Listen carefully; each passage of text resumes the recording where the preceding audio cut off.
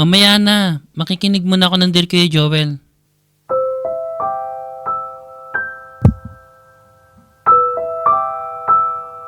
Hello mga Dikijayers, kamusta po kayo?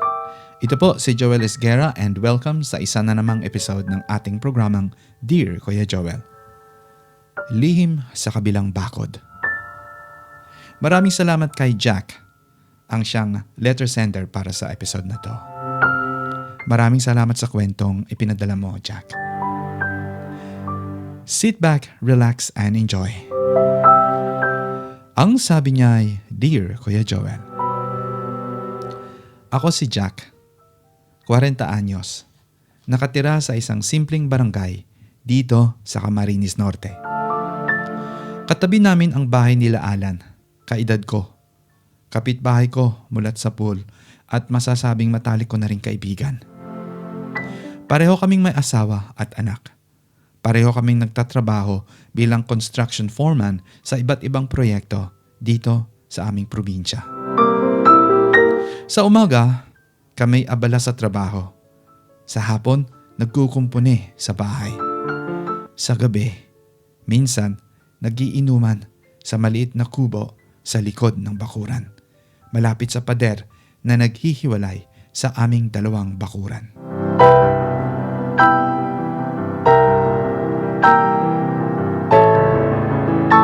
Nagsimula ang lahat sa isang gabing maalinsangan, Kuya Joel.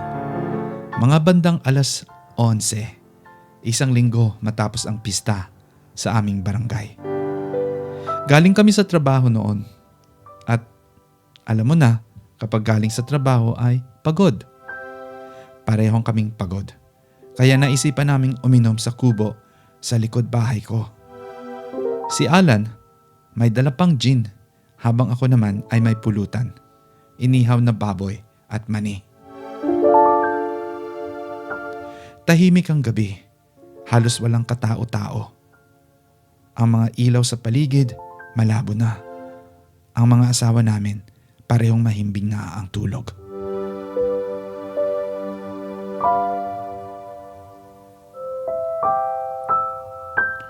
Kaya mo pa ba, Jack?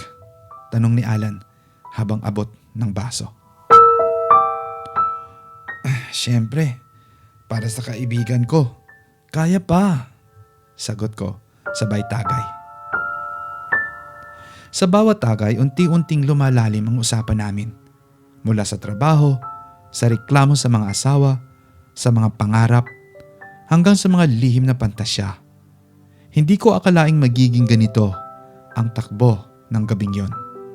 Hindi ko rin maintindihan kung dahil ba sa tama ng alak o sa init ng gabi.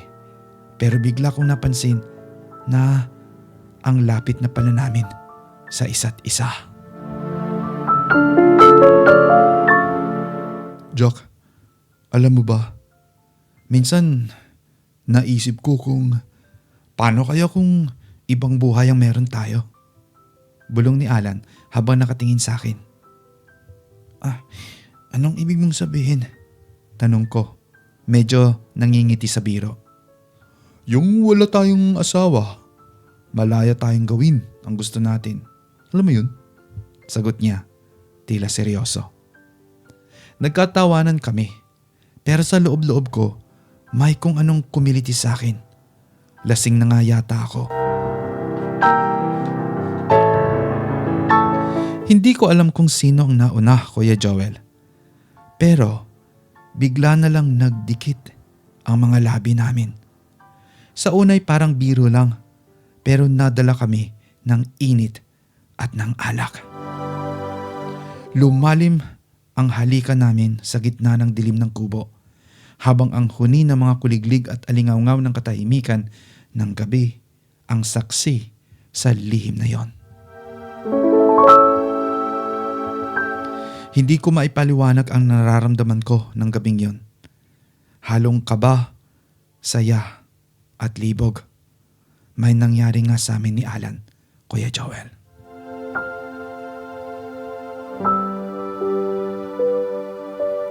Matapos ang nangyari, nagkatinginan kami. Parehong walang masabi. Walang makakaalam nito, Jack, bulong ni Alan. Walang makakaalam. Sagot ko rin habang nag-aalangan kung matatakot ba ako o matutukso pang ulitin.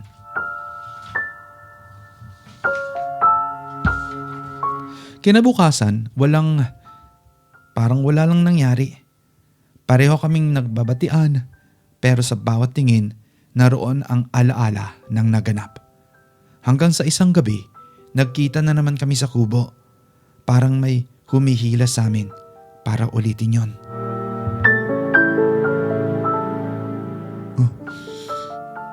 Jack, gusto mo ba talaga to? Tanong ni Alan habang pinapahid ang pawis sa noo. Hindi ko alam, Alan. Pero bakit parang hinahanap-hanap ko? Sagot ko habang lumalapit na naman ang labi ko sa kanya. At alam mo, Kuya Joel, nangyari na naman. This time, mas mapusok, mas matindi. Sa bawat gabi, palalim ng palalim ang lihim namin. Nagiging mas sanay kami sa pagsisinungaling sa mga asawa namin.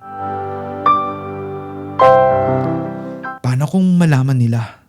Tanong ko isang gabi habang pareho kaming nakahiga sa banig sa kubo. Parehong pawisan at hingal. Hinding-hindi nila malalaman, Jack.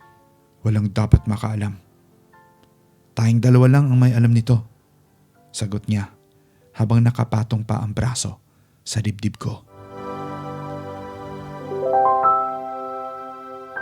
Pero habang tumatagal, hindi ko na maiwasang kabahan. Ang mga sulyap ng asawa ko tuwing umaga, ang mga tanong kung bakit lagi gabi na kong matulog, ang mga tingin ng mga anak namin na tila may kutob.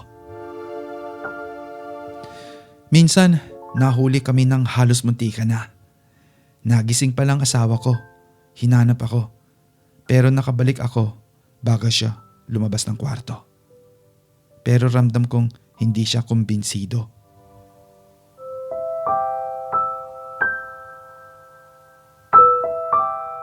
Alan, hindi na pwede to. Seryoso kong sabi sa kanya. Ayaw mo na ba, Jack? Tanong niya, may lungkot sa mga mata. Hindi sa ayaw ko pero natatakot ako eh. Hindi ba natin kayang panindigan kung sakali? Tanong niya. Paano natin panindigan, Alan? Pareho tayong may pamilya. May anak tayo, sagot ko. Tahimik si Alan. Ramdam kong mabigat din sa kanya ang sitwasyon. Jack, kung sakaling malaman nila, may plano ako. Bulong niya. Ano? Tatapatan natin sila. Sabay. Hindi na tayo bata para magtago habang buhay. Seryoso niyang sabi. Natigilan ako, Kuya Joel. Parang hindi ko matanggap ang ideya. Pero sa loob-loob ko, may kakaibang ginhawa akong naramdaman sa posibilidad na yon. Pero Jack, dagdag niya, hanggat hindi pa lumalabas ang sikreto, tayo pa rin ang may hawak ng kwento natin. Kaya habang kaya pa, mag-ingat tayo. Ayokong mawala ka sa buhay ko.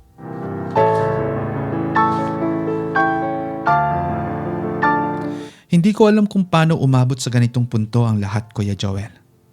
Dati, kapitbahay lang kami. Ngayon, kasabwat sa isang lihim na relasyon. Tuwing hating gabi, kapag tahimik na ang lahat, doon kami nagkikita sa likod ng mga pader sa kubo ng kasalanan. Nagpatuloy kami gabi-gabi kung kaya. Minsan kapag tanghali, kapag tulog ang mga bata, nagkaroon na kami ng mga senyas, isang patak ng bato sa bubong, isang simpleng mensahe sa papel na ibinabato sa kabilang bakod, isang sulyap tuwing umaga habang nagwawalis.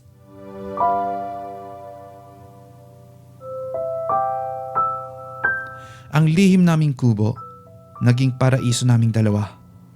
Doon ko naramdaman ang bagay na hindi ko kailanman naramdaman kahit kanino. Sa bawat haplos niya, sa bawat halik, Doon ko lang nahanap ang sarili kong matagal ko na palang itinatago. Pero alam kong hindi ito pang matagalan, Kuya Joel. Minsan, habang magkayakap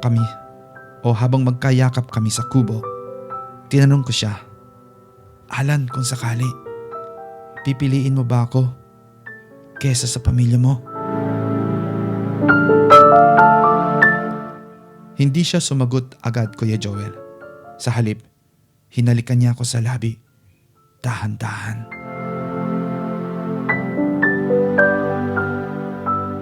Jack, ang alam ko lang, mahal kita. Mahal kita, Jack. Ayokong mawala ka sa buhay ko. At doon ko rin napagtanto, Kuya Joel, ganito pala ang magmahal ng lihim. Masarap, pero masakit. Mainit, pero mapanganib. Hindi ko na alam kung saan kami patutungo. Pero isa lang ang sigurado ko. Hanggat kaya namin, patuloy naming ilalaban ang gabi, ang kubo, at ang kasalanan. Hanggang kailan kami makakaligtas, hindi ko alam. Pero ngayong gabi, habang nagsusulat ako ng kwentong ito, nasa kabilang bakod na si Alan, nakasilip sa maliit na siwang ng pader, may ngiti sa labi at isang pirasong papel sa kamay. At oo, pupunta pa rin ako dahil minsan, kahit alam mong mali, mas matimbang ang tuksong nasa kabilang bakod.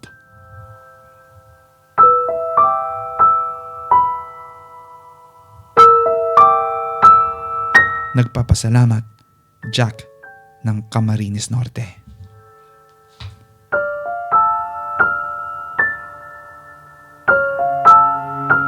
At yun po mga kaibigan, ang sulat na ipinadala sa atin ni Jack ng Camarines Norte. Ganda ng pagkasulat niya. Oo nga Jack, buhay niyo yun, kwento niyo yan. At sino ba naman kaming manghusga sa'yo?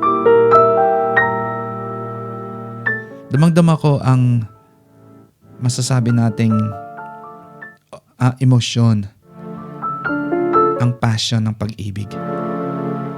Damang-dama ko rin ang matibay ninyong determinasyon na ipagpatuloy ito. Good luck sa inyo. Nakakaingit mga kaibigan, yung bang amidst all odds na kaya nating ipaglaban kahit na mali ito. Yun ang mas matimbang kasi parang nangibabaw sa moralidad mo ang nararamdaman mo. Sometimes you still question kung tama ba ang moralidad dahil di mo na na-question ang sarili mo kung tama ba ang mga ginagawa mo. But that's life, Ang buhay ay talagang minsan pagbabalanse ng kung ano ang tama at mali at kung ano ang gusto at hindi. It is always a balancing act kung saan ba ang mas matimbang sa'yo. Ang moralidad mo, ang moralidad ng iba, ang kagustuhan mo, ang kagustuhan ng iba. And of course, mas madaling sagutin para sa karamihan sa atin na mas matimbang ang kagustuhan mo at moralidad mo. But sometimes kasi ang moralidad ay hindi lang nakabase sa iyong sariling moralidad kundi sa moralidad ng komunidad o ng ating sosyedad. So mayroong consideration dyan na sometimes ikaw rin ang apektado kapag hindi mo i-consider ang morality ng nakararamihan o ng nakakarami. Dahil syempre, doon ka pa rin nabubuhay sa amidst that nakararami. Anyway, yan ang kwento mo, Jack. Maraming salamat. Masarap pakinggan. And sana ay mahikayat din ng iba nating mga listeners na magpadala ng kanilang mga kwento dito sa ating programang Dear Kuya Joel. Padala lamang po mga kaibigan ang inyong kwento sa ating email address na dearkuyajoel@gmail.com. Ito po si Joel Esquera na nagsasabing isabog ang pagmamahal sa mundo. Goodbye!